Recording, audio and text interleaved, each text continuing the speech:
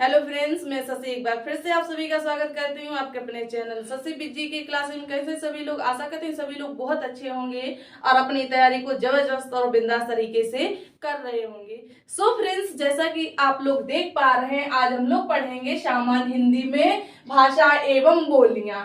ठीक है, इससे पहले हम लोगों ने 33 क्लासें कर ली, इसकी 4th क्लास होने वाली है।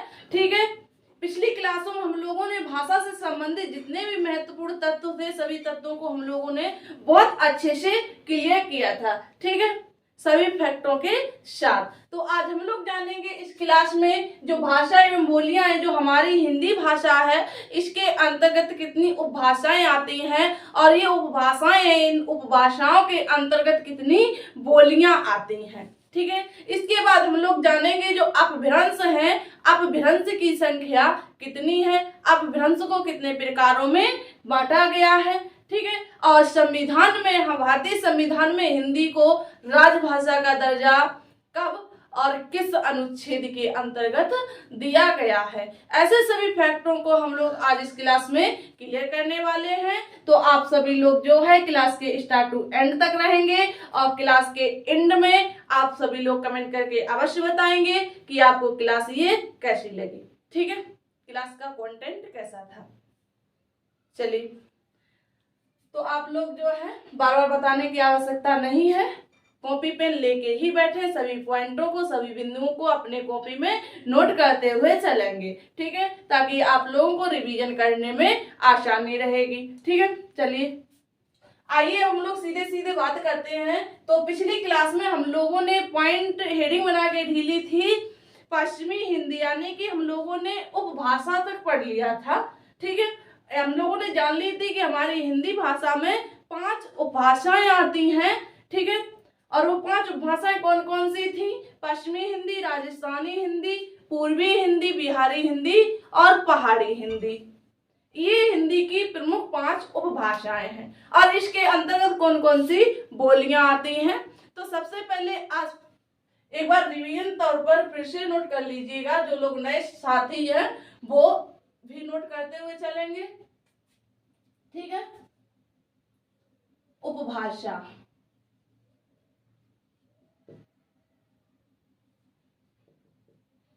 हमने आपको बताया था जो उपभाषा है, ये जो उपभाषा है, ये जो बोली और विभाषा का मिश्रित रूप है। ये हम लोगों ने पिछली क्लास में पढ़ा था, अब इसमें कोई डाउट नहीं है। ठीक है, तो हम लोग सीधे सीधे बात करते हैं जो हमारी भाषा में उपभाषाएं कितनी हैं। तो हमने आपको बताया था जो हिंदी भाषा में उपभाषाएं, उसकी संख्या कितनी है? 5 है। कितनी है? 5 है। ठीक है, कौन कौन सी है? पश्चिमी हिंदी, पश्चिमी हिंदी, पूर्वी हिंदी, पूर्वी हिंदी, राजस्थानी हिंदी, पूर्वी हिंदी के बाद राजस्थानी हिंदी, इसके बाद बिहारी हिंदी, बिहारी हिंदी, और बिहारी हिंदी के बाद आती है पहाड़ी हिंदी। कौन सी? पहाड़ी हिंदी। ओके, क्लियर हो गए कौन कौन सी भाषाएं हैं? पहली है पश्चिमी हिंदी, दूसरी है पूर्वी हिंदी, तीसरी है राजस्थानी हिंदी और चौथी है बिहारी हिंदी, 5वीं है पहाड़ी हिंदी। क्लियर? चलिए अब हम लोग बात करते हैं ये जो उपभाषाएं हैं, इसके अंतर्गत टोटल कितनी बोलियां आती हैं। तो आप लोगों को याद रखना है, ध्यान रखना है, जो हमारी ये 5 उपभाषाएं हैं, इसके अंतर्गत 17 या 18 बोलियां आती हैं। कितनी बोलियां आती हैं? 17 या 18 बोलियां आती हैं। ठीक है, ये पॉइंट हम लोगों ने कल भी क्लियर कर लिया था। ठीक है, तो आज हम लोग पढ़ेंगे सबसे पहले पश्चिमी हिंदी, यानी कि जो हमारी पश्चिमी हिंदी है, इसके अंतर्गत कौन कौन सी बोलियां आती हैं और कितनी बोलियां आती हैं। ठीक है, तो सबसे पहले जिन लोगों ने कल नोट नहीं किया था तो वो आज सबसे पहले नोट करेंगे। क्या उपभाषाएं कौन कौन सी हैं? 5 उपभाषाएं हैं। पश्चिमी पश्चिमी हिंदी, पूर्वी हिंदी, राजस्थानी हिंदी, बिहारी हिंदी, पहाड़ी Hindi. Okay, clear, very good. चलिए, तो सबसे पहले पॉइंट बनाइएगा, हेडिंग बनाइएगा पश्चिमी हिंदी। सबसे पहले हम लोग जानेंगे जो हमारी पश्चिमी हिंदी है इसके अंतर्गत कितनी बोलियां आती हैं, और भी ट्रिक के साथ पढ़ते हुए चलेंगे ताकि आप लोगों को याद करने में आसानी रहे, कोई परेशानी ना आए। ठीक है, तो सबसे पहला पॉइंट बनाइएगा, क्या, पश्चिमी हिंदी। ओके, तो ध्यान देना है आप लोगों को, जो हमारी पश्चिमी हिंदी है इसके अंतर्गत 5 बोलियां आती हैं। कितनी बोलियां आती हैं? पश्चिमी हिंदी के अंतर्गत 5 बोलियां आती हैं। क्लियर है? कभी कभी सिर्फ इतना ही पूछ लिया जाता है कि किस बोली के अंतर्गत, किस भाषा के अंतर्गत कौन सी बोली आती है। ठीक है, तो आप लोगों ने जाना जो हमारी पश्चिमी हिंदी है इसके अंतर्गत टोटल कितनी बोलियां आती हैं, तो इसके अंतर्गत टोटल 5 बोलियां आती हैं। क्लियर? ओके, अब देखिए इसके अंतर्गत कौन कौन सी, इनके नाम भी जान लेते हैं कौन कौन सी बोलियां हैं। तो सबसे पहले 5 बोलियां, तो सबसे पहले आती है कौरवी बोली। कमेंट बॉक्स में आप लोग बताएंगे जो कौरवी बोली है इसको और किस अन्य नाम से जानते हैं। सभी लोग कमेंट करेंगे फटाफट।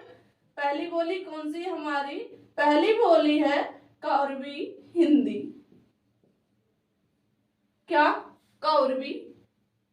ठीक है, ये हिंदी के अंतर्गत ही आती है, कोई दिक्कत वाली बात नहीं है। तो पहली कौन सी है?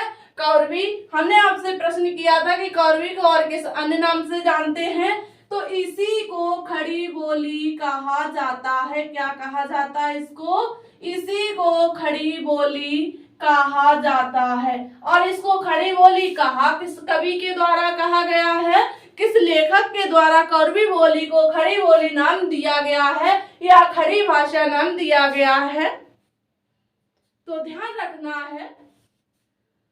तो कौरवी बोली को खड़ी बोली राहुल सांकृत्यायन के द्वारा कहा गया है। किसके द्वारा? राहुल सांकृत्यायन के द्वारा। राहुल सांकृत्यायन के द्वारा। ठीक है, क्लियर है? किसके द्वारा? राहुल सांकृत्यायन ने कौरवी बोली को खड़ी बोली नाम दिया है। क्लियर? ओके, अब देखिए दूसरी बोली कौन सी है? पहली तो हो गई कौरवी, तो दूसरी हो गई कौन सी? कन्नौजी। कन्नौजी बोली भी पश्चिमी हिंदी के अंतर्गत ही आती है। कन्नौजी कौन सी? कन्नौजी। जिन साथी ने कल वाली जो क्लास पढ़ी होगी तो उनको ज्यादा प्रॉब्लम नहीं हो रही होगी, और जिन लोगों ने कल की क्लास को नहीं पढ़ा है तो हमने आपको बताया है कि सबसे पहले वो पिछली क्लासों को पढ़ें, इसके बाद ये वाली क्लास अटेंड करें, क्योंकि हमने आपको बताया हम जितनी भी क्लासें पढ़ाएंगे, जिस टॉपिक से संबंधित क्लास रहेगी वो सभी क्लासें एक दूसरे से जुड़ी हुई होंगी, एक दूसरे से बनी हुई होंगी, एक दूसरे की कड़ी होंगी। ठीक है, चलिए, तो दूसरी कौन सी है? कन्नौजी। कन्नौजी के बाद ब्रजभाषा। तीसरी कौन सी है? ब्रजभाषा। ब्रजभाषा। ब्रजभाषा के बाद हरियाणवी। हरियाणवी। हरियाणवी के बाद कौन सी बोली आएगी? तो हरियाणवी के बाद आती है बुंदेली। कौन सी? 5वीं जो बोली आएगी बुंदेली, जो बुंदेलखंड क्षेत्र में बोली जाती है, बुंदेली। 5 हो गई कौन कौन सी? कौरवी, कन्नौजी, ब्रजभाषा, हरियाणवी, बुंदेली। एक बार फिर से देखिएगा, पश्चिमी हिंदी के अंतर्गत कौन कौन सी बोलियां आती हैं? तो पश्चिमी हिंदी के अंतर्गत कौरवी, कन्नौजी, ब्रजभाषा, हरियाणवी, बुंदेली। ओके, क्लियर हो गया। अब बात आती है जो हमारी जो हरियाणवी बोली है इसको और किस नाम से जानते हैं? तो ध्यान देना है, जो हरियाणवी बोली है इसको ओकारा, क्या ओकारा या बहुला भी कहा जाता है। क्या कहा जाता है? ओकारा या बहुला भी कहा जाता है। क्या कहा जाता है? ओकारा या बहुला भी कहा जाता है। तो क्लियर हो गया। पश्चिमी हिंदी के अंतर्गत कौन कौन सी बोलियां आती हैं? तो पश्चिमी हिंदी के अंतर्गत 5 बोलियां आती हैं। कौन कौन सी? कौरवी, कन्नौजी, हरियाणवी, कौरवी, कन्नौजी, हरियाणवी, ब्रजभाषा और बुंदेली। ठीक है, क्लियर हो गया। अब इसके बाद नेक्स्ट पॉइंट बनाइएगा। नेक्स्ट पॉइंट हमने आपको बताया था पूर्वी हिंदी, पूर्वी हिंदी। ठीक है, पश्चिमी हिंदी आप लोगों ने जानी, अब जानेंगे हम लोग पूर्वी हिंदी। पूर्वी हिंदी दूसरी उपभाषा है पूर्वी हिंदी। तो पूर्वी हिंदी के अंतर्गत कौन कौन सी बोलियां आएंगी और कितनी बोलियां आएंगी? पूर्वी हिंदी,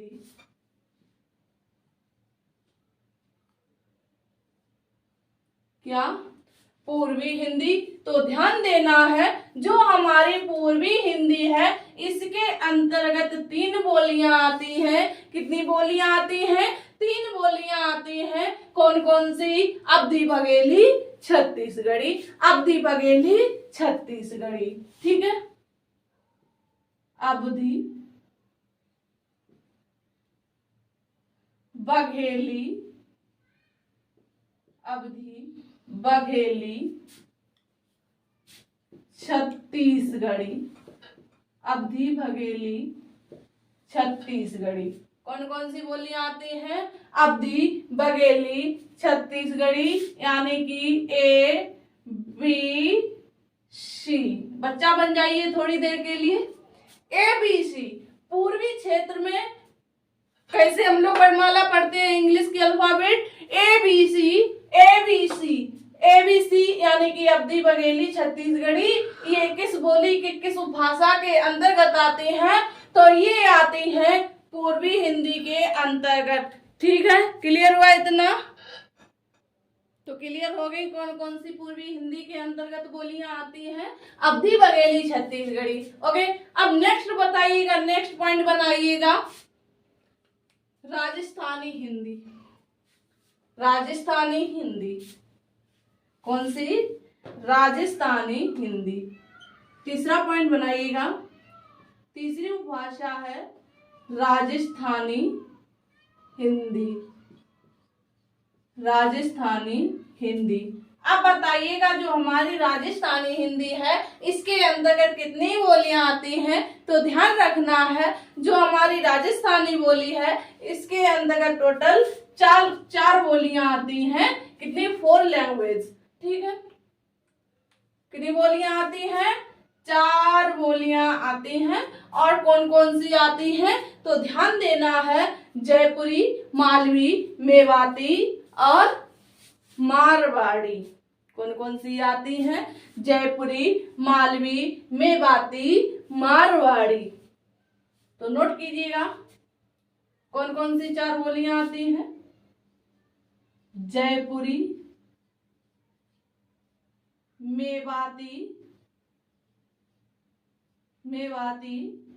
मालवी, मारवाड़ी।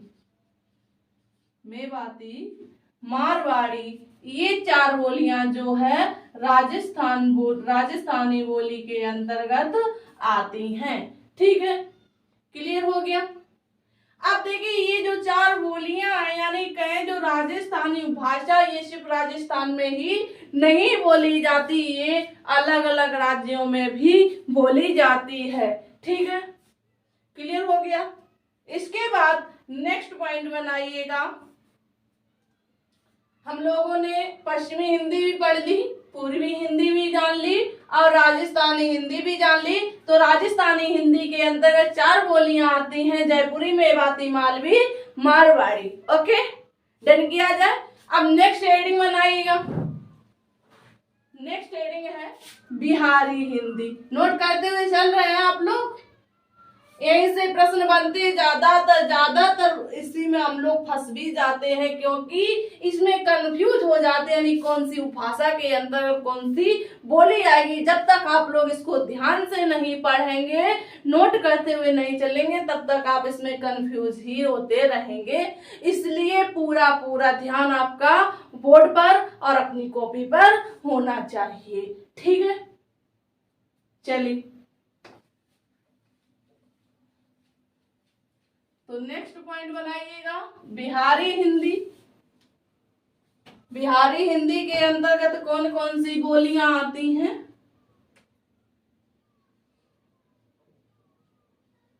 बिहारी हिंदी, बिहारी हिंदी। तो ध्यान रखना है आप लोगों को, जो हमारी बिहारी हिंदी है इसके अंतर्गत 3 बोलियां आती हैं। कितनी बोलियां आती हैं? इसके अंतर्गत 3 बोलियां आती हैं। अब वो 3 बोलियां कौन कौन सी हैं? तो ध्यान रखना है, मगही, मैथिली और भोजपुरी। 3 बोलियां कौन कौन सी बोली जाती हैं बिहारी हिंदी के अंतर्गत? मगही, मैथिली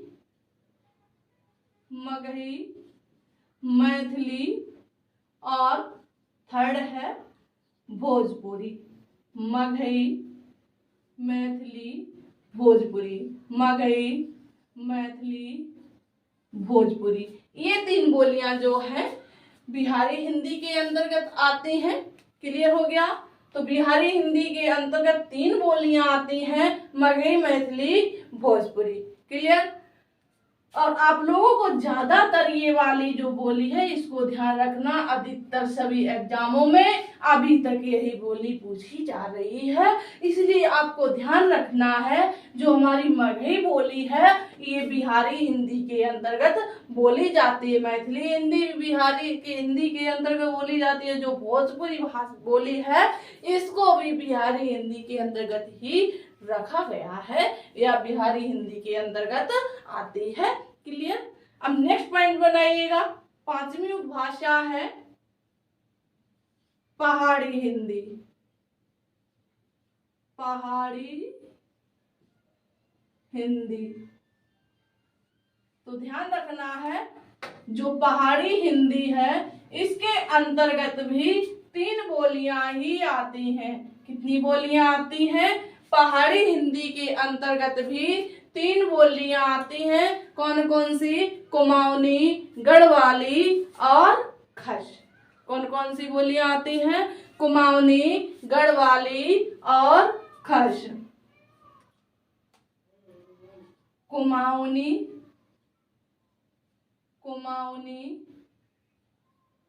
गढ़वाली और खस। ये 3 जो बोलियां हैं ये किस भाषा के अंतर्गत आती हैं? तो ये आती हैं पहाड़ी हिंदी के अंतर्गत। ठीक है, तो पहाड़ी हिंदी के अंतर्गत कौन कौन सी बोलियां आती हैं? तो ध्यान रखना है, जो हमारी पहाड़ी हिंदी है इसके अंतर्गत 3 बोलियां आती हैं। कौन कौन सी? कुमाऊनी, गढ़वाली और खस। क्लियर? चलिए, बहुत अच्छे। अब आप लोगों ने, उम्मीद है कि आपको उपभाषाएं सारी अच्छे से क्लियर हो गई होंगी। एक बार यस या नो में आंसर दीजिएगा।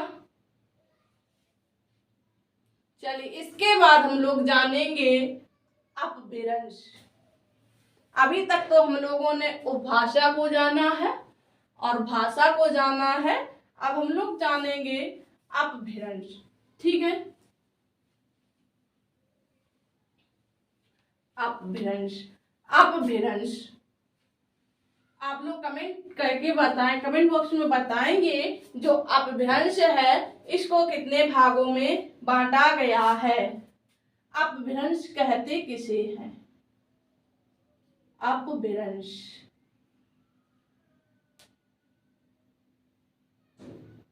अपभ्रंश। तो ध्यान रखना है, जो अपभ्रंश है, तो जो अपभ्रंश को कहते हैं टूटा फूटा। क्या? अपभ्रंश यानी कि भ्रंश पड़ जाना, चटकन आ जाना, गड्ढे पड़ जाना, क्या कहते हैं? भ्रंश कहते हैं। जैसे आप लोगों ने ज्योग्राफी में पढ़ी होंगी भ्रंश घाटियां, है ना, इस प्रकार वाली भ्रंश घाटियां, यानी कि इनका टूटा फूटा जो रूप होता है, ये क्या होती हैं? भ्रंश घाटियां होती हैं। इसी प्रकार हमारी हिंदी भाषा के, जो हिंदी भाषा का टूटा फूटा रूप है, इसको ही, या बिगड़ा हुआ रूप है, इसको ही अपभ्रंश कहा गया है। किसको? अपभ्रंश हिंदी भाषा का बिगड़ा हुआ या टूटा फूटा रूप क्या कहलाता है? अपभ्रंश कहलाता है। नोट कर लीजिएगा, भाषा का बिगड़ा हुआ रूप, भाषा का बिगड़ा हुआ रूप, भाषा का बिगड़ा हुआ रूप क्या कहलाता है? अपभ्रंश कहलाता है। ठीक है। और जो अपभ्रंश है, इसके 7 भेद होते हैं। अपभ्रंश को कितने भेदों में बांटा गया है? तो इसको 7 भेदों में विभाजित किया गया है। कितने प्रकारों में? 7 भेदों में विभाजित किया गया है। और इनको 7 भेदों में, 7 प्रकारों में किसके द्वारा बांटा गया है, यह भी पॉइंट इंपॉर्टेंट हो जाता है। तो अपभ्रंश को 7 भेदों में, 7 प्रकारों में भोलानाथ के द्वारा,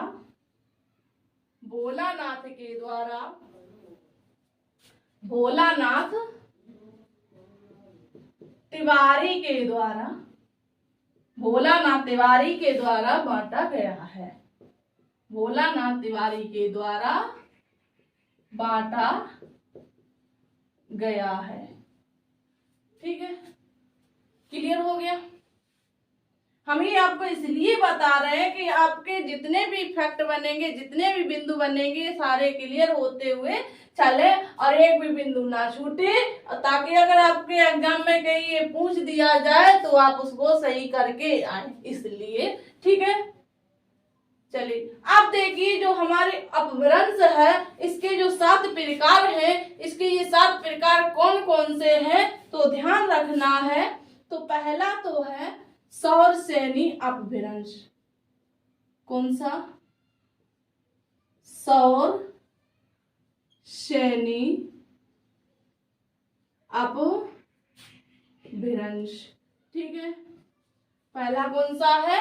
सौरसेनी अपभ्रंश। दूसरा है मागधी अपभ्रंश, मागधी अपभ्रंश। तीसरा है अर्धमागधी, अर्धमागधी, अर्धमागधी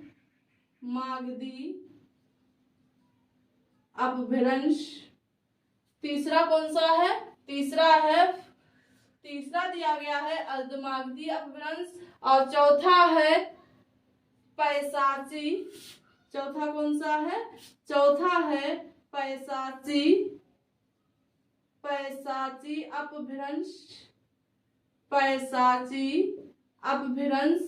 पहला सौरसेनी अपभ्रंश, दूसरा मागधी अपभ्रंश, तीसरा अर्धमागधी, चौथा पैशाची, पांचवा महाराष्ट्री। कौन सा है? पांचवा है महाराष्ट्र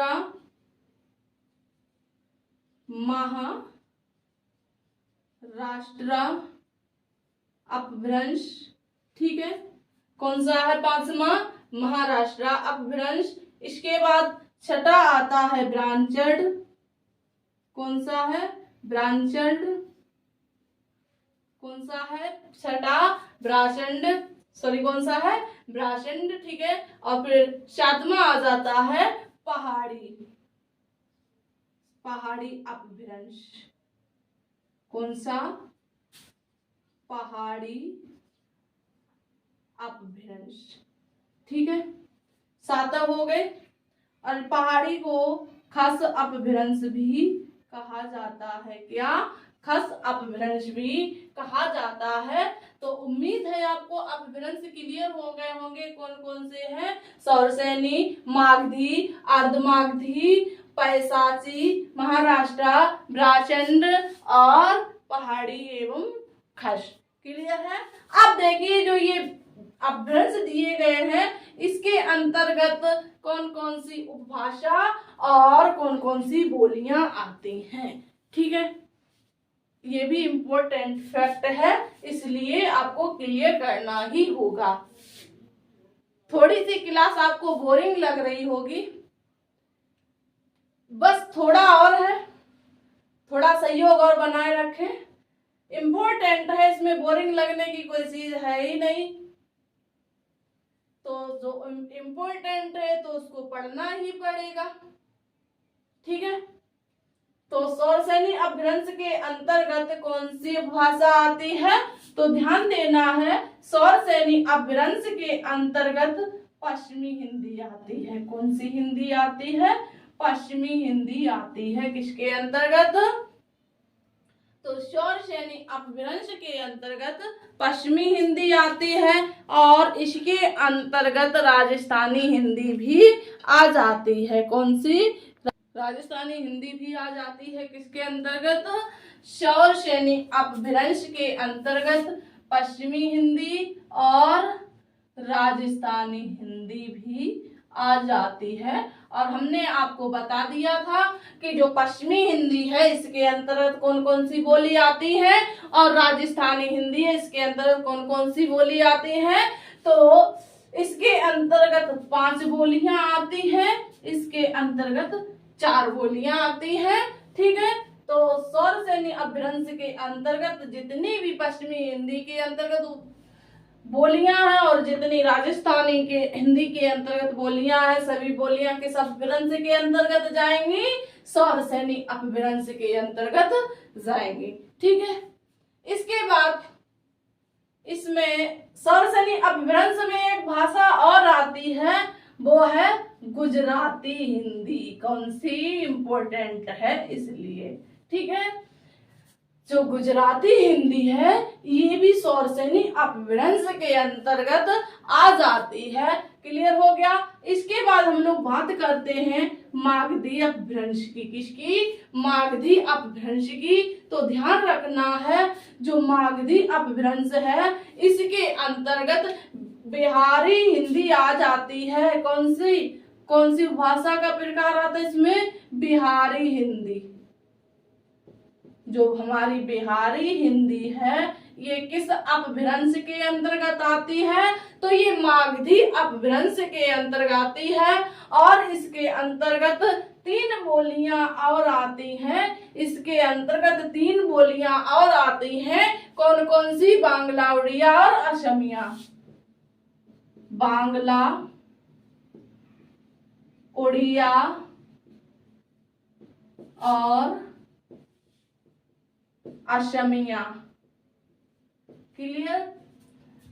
तो मागधी हिंदी के अंतर्गत बिहारी हिंदी के अंतर्गत आने वाली सभी बोलियां, तो बिहारी हिंदी के अंतर्गत कितनी बोलियां आती हैं? 3 बोलियां आती हैं और इसके बाद 3 बोलियां और इसमें जोड़ दी जाती हैं, बांग्ला, उड़िया, असमिया।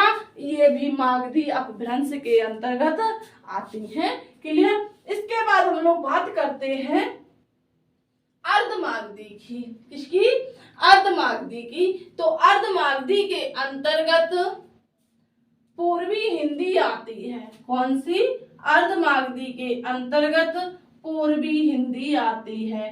पूर्वी हिंदी किस अपभ्रंश के अंतर्गत आती है? तो पूर्वी हिंदी अर्धमागधी अपभ्रंश के अंतर्गत आती है। तो इसके अंतर्गत आप लोगों को पता है कितनी बोलियां आती हैं?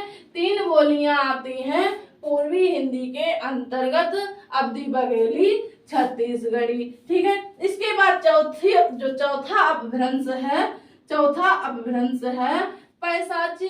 तो पैशाची अपभ्रंश के अंतर्गत कौन सी बोली आती है? तो पैशाची अपभ्रंश के अंतर्गत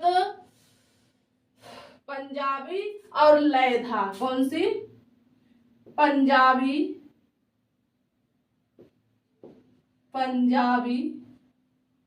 और लयधा बोली आती है। किसके अंतर्गत? पैशाची अपभ्रंश के अंतर्गत पंजाबी लयधा बोली आती है। इसके बाद बात आती है महाराष्ट्र की। तो महाराष्ट्र में मराठी। कौन सी? मराठी बोली आती है। ठीक है। इसके बाद बात आती है जो छठा अपभ्रंश है। छठे अपभ्रंश के अंतर्गत यानी जो ब्राचंड है, ब्राचंड के अंतर्गत, ब्राचंड अपभ्रंश के अंतर्गत सिंधी बोली आती है। कौन सी? सिंधी भाषा आती है। किस अपभ्रंश के अंतर्गत? ब्राचंड अपभ्रंश के अंतर्गत सिंधी भाषा आती है। आप लोग कमेंट बॉक्स में कमेंट करके बताएंगे जो हमारी सिंधी बोली, सिंधी भाषा है, ये संविधान में कब और किस संविधान संशोधन के अंतर्गत जोड़ी गई थी। जिन लोगों ने कल वाली क्लास को पढ़ा होगा उनको पता होगा। तो आप लोग जो है जरूर बताएंगे और अवश्य बताएंगे। ठीक है। इसके बाद आती है हमारी जो सातवां अपभ्रंश है, अंतिम अपभ्रंश है पहाड़ी एवं खस अपभ्रंश। कौन सा? पहाड़ी एवं खस अपभ्रंश। तो इसके अंतर्गत कौन कौन सी बोलियां आ जाती हैं? तो पहाड़ी एवं खस अपभ्रंश के अंतर्गत गढ़वाली और कुमाऊनी बोली आती है। कौन सी? गढ़वाली और कुमाऊनी बोली आती है। किस अपभ्रंश के अंतर्गत? पहाड़ी एवं खस अपभ्रंश के अंतर्गत कुमाऊनी एवं गढ़वाली बोली आती है। क्लियर हो गया इतना? चलिए, उम्मीद है कि आपने नोट किया होगा साथ साथ। अगर एक बार में ये समझ में नहीं आ रहा है तो सभी लोग जो है क्लास को एक बार रिपीट करके देख लेंगे ताकि आपके जो सारे फैक्ट हैं अच्छे से आपके माइंड में सेट हो जाए। ओके, डन किया जाए। Very good. अब नेक्स्ट पॉइंट बनाइएगा हिंदी भाषा का विकास क्रम। बस ओनली 5 मिनट टाइम और लगेगा। चलिए, थोड़ी देर के लिए सहयोग और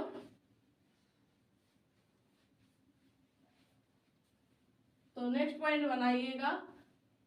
हालांकि हम लोगों ने हिंदी भाषा का विकास क्रम पढ़ लिया है, फिर भी एक बार पढ़ लीजिएगा ताकि आपका रिवीजन भी हो जाएगा और अच्छे से माइंड में सेट भी हो जाएगा। ठीक है, डन किया जाए। चलिए, तो नेक्स्ट पॉइंट बनाइएगा।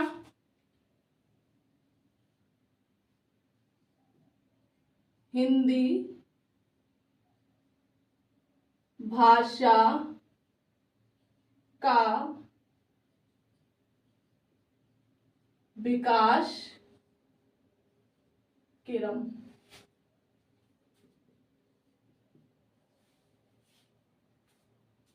तो आप लोग बताएंगे विश्व में सबसे पहली जो भाषा थी किस भाषा को माना गया है, किस भाषा को महत्व सबसे अधिक महत्व दिया गया है, या कहें जो हमारी हिंदी भाषा है इसकी उत्पत्ति किस भाषा से मानी जाती है। तो ध्यान देना है, तो जो हमारी हिंदी भाषा है इसकी उत्पत्ति जो है संस्कृत भाषा से मानी जाती है। किस भाषा से? संस्कृत भाषा से मानी जाती है। ठीक है, संस्कृत भाषा से मानी जाती है। क्लियर हो गया। और इस संस्कृति को कितने भागों में बांट लिया था? तो इसको जो है दो भागों में विभाजित कर दिया था। कौन कौन सी? वैदिक संस्कृति, वैदिक संस्कृति और लौकिक संस्कृति। आप लोग पढ़ चुके हैं कि वैदिक संस्कृति में वेदों की रचना हुई थी, लौकिक संस्कृति में साहित्य और जो खंड काव्य लिखे गए वो सब किसमें लिखे गए हैं? सब लौकिक संस्कृति के द्वारा लिखे गए हैं। ठीक है, क्लियर हो गया इतना।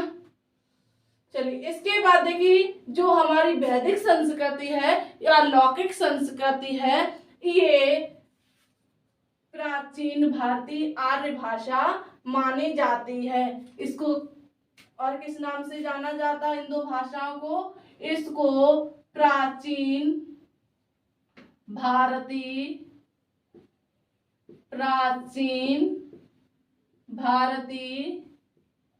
आर्य भाषा भी कहा जाता है। प्राचीन भारतीय आर्य भाषा भी कहा जाता है। किसको? वैदिक संस्कृत और लौकिक संस्कृति को, यानी कि जो प्राचीन आर्य थे, जो भारत में आए हुए लोग थे, उनने सबसे पहले किस भाषा का प्रयोग किया था?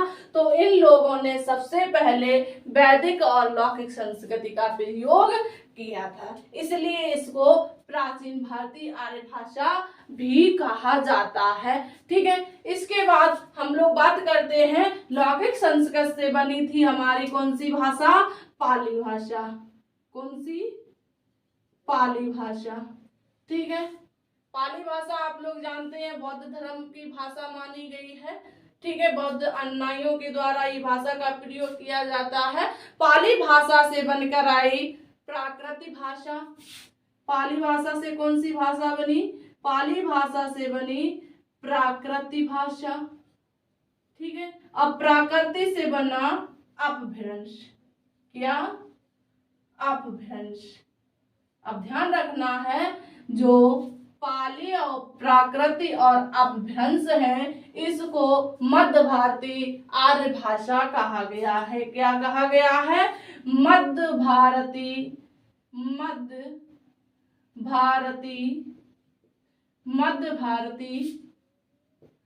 आर्य भाषा, मध्य भारतीय आर्य भाषा कहा गया है। मध्य भारतीय आर्य भाषा कहा गया है। कौन कौन सी भाषाओं को? पाली, प्राकृत और अपभ्रंश को किस भाषा के अंतर्गत रखा गया है? तो ये मध्य भारतीय आर्य भाषा के अंतर्गत रखा गया है।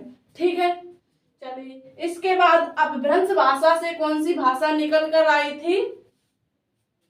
तो ध्यान रखना है, अपभ्रंश से सौरसेनी अपभ्रंश। कौन सा? सौरसेनी अपभ्रंश। सौरसेनी अपभ्रंश किस भाषा से बना था? अपभ्रंश से सौरसेनी अपभ्रंश का निर्माण हुआ था। ठीक है, और सौरसेनी अपभ्रंश से हमारी हिंदी भाषा का विकास माना गया है। हिंदी भाषा का विकास। हिंदी भाषा का विकास किस भाषा से माना गया है? तो सौरसेनी अपभ्रंश से माना गया है। इसीलिए हिंदी भाषा की जननी अपभ्रंश को, देखिए अधिकतर बुकों में अपभ्रंश मिलता है, और ज्यादातर देखा जाए अगर ऑप्शन में सौरसेनी अपभ्रंश मिल जाए तो सबसे पहले महत्व तो हम लोग सौरसेनी अपभ्रंश को देंगे। अगर ऑप्शन में नहीं है तो अपभ्रंश को लगाएंगे। ठीक है, तो हिंदी भाषा की जननी अपभ्रंश या सौरसेनी अपभ्रंश को कहा जाता है, और हिंदी भाषा की आदि जननी है वो संस्कृत भाषा को कहा जाता है। ठीक है, क्लियर हो गया इतना? चलिए अब देखिए जो हमारी कौरवी बोली है, क्या है? कौरवी बोली है। कौरवी बोली किस भाषा को कहा गया है? खड़ी बोली को ही कौरवी बोली कहा गया है। किसको? खड़ी बोली को। खड़ी बोली को हिंदी भाषा का मानक माना जाता है या मानक रूप कहा जाता है। ये पॉइंट नोट कर लीजिएगा। खड़ी बोली को हिंदी भाषा का मानक रूप कहा गया है। खड़ी बोली को हिंदी भाषा का मानक रूप कहा गया है। क्लियर हो गया। ये था हमारी हिंदी भाषा का विकास क्रम। ठीक है। हाँ, यहाँ पर ये जो स्वर श्रेणी अपभ्रंश है, जो हमारी खड़ी बोली है, ये आती है आधुनिक भारतीय आर्य भाषा के अंतर्गत। किसके अंतर्गत आ जाती है? ये आ जाती है आधुनिक हिंदी आर्य भाषा के अंतर्गत। आधुनिक भारतीय आर्य भाषा। क्लियर हो गया। ये दो जो संस्कृत भाषाएं थी वो प्राचीन आर्य भाषा में चली गई थी। पाली प्राकृतिक अपभ्रंश मध्य आर्य भाषा में। जो स्वर श्रेणी और जो हमारी खड़ी बोली है, ये आधुनिक भारतीय आर्य भाषा के अंतर्गत आ जाती है। ठीक है। अब इम्पोर्टेंट इसमें एक पॉइंट रह जाता है, जो हमारी क्लासिकल लैंग्वेज है कितनी है और इनको कब कब इसका दर्जा दिया गया है। ठीक है। एक पॉइंट बनाइएगा, ये नोट कर लिया आप लोगों ने, नहीं किया है तो एक बार जो है स्क्रीनशॉट ले लें, फिर बाद में नोट करते रहें और नोट जरूर कर लें। ठीक है। चलिए, बहुत अच्छे।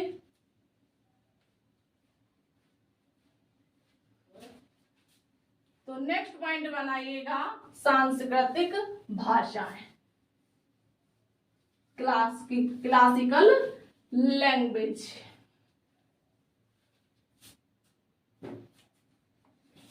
कौन सी है? सांस्कृतिक भाषाएं।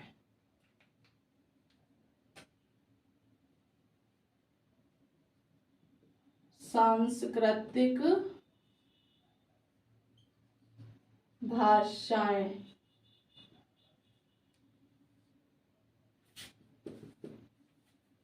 कितनी है? तो ध्यान रखना है, जो हमारी क्लासिकल लैंग्वेज है 6 है। कितनी है? 6 है। जो हमारी सांस्कृतिक भाषाएं हैं 6 भाषाएं मानी गई हैं। कौन कौन सी हैं? तो पहली है तमिल। इसको कब जोड़ा गया, कब माना गया? 2004 में तमिल भाषा को सांस्कृतिक भाषा का दर्जा दिया गया है। इसके बाद आती है संस्कृति।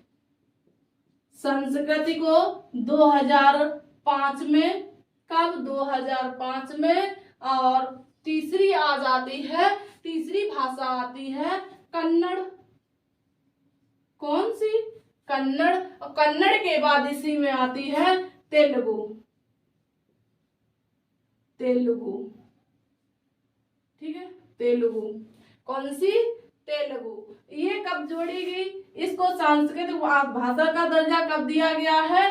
तो ये दिया गया है 2008 में। कब दिया गया है? 2008 में। इसके बाद आती है, ये देखिए चौथी ये हुई थी, 5वीं है मलयालम। मलयालम। इसको सांस्कृतिक भाषा का दर्जा कब दिया गया है? तो इसको सांस्कृतिक भाषा का दर्जा दिया गया था 2013 में। कब दिया गया? 2013 में। इसके बाद छठी जो आती है उड़िया। कौन सी? उड़िया। इसको सांस्कृतिक भाषा का दर्जा कब दिया गया है? तो इसको सांस्कृतिक भाषा का दर्जा जो है 2014 में दिया गया था। क्लियर हो गया इतना? चलिए, तो ये थी हमारी हिंदी भाषा की बोलियां, उपभाषाएं और जो सांस्कृतिक भाषाएं हैं अपभ्रंश। आशा है कि आप लोगों को सभी फैक्ट अच्छे से क्लियर हो गए होंगे। ठीक है। चलिए, धीरे धीरे क्लियर कर तो दिए। स्वास्थ्य कुछ ठीक नहीं था, फिर भी आप लोगों ने भी सहयोग दिया, तो आप लोगों के सहयोग के लिए बहुत बहुत थैंक्स, यानी धन्यवाद। ठीक है।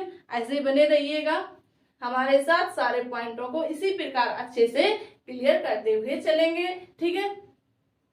चलिए, तो जो साथी जो इस चैनल पर पहली बार आए हैं, या हमारी क्लास को पहली बार देख रहे हैं तो वो सब पहली बार देख रहे हैं वो चैनल को लाइक शेयर और सब्सक्राइब करेंगे और अपने दोस्त फ्रेंड जो भी हैं उनको भी शेयर कर देंगे ताकि जो इतने इम्पोर्टेंट बिंदु हैं वो लोग भी क्लियर कर लें। ठीक है, क्योंकि साथी तो आपके ही हैं तो बराबरी भी तो करनी है, तो इसके लिए उनको भी साथ लेते हुए चलेंगे।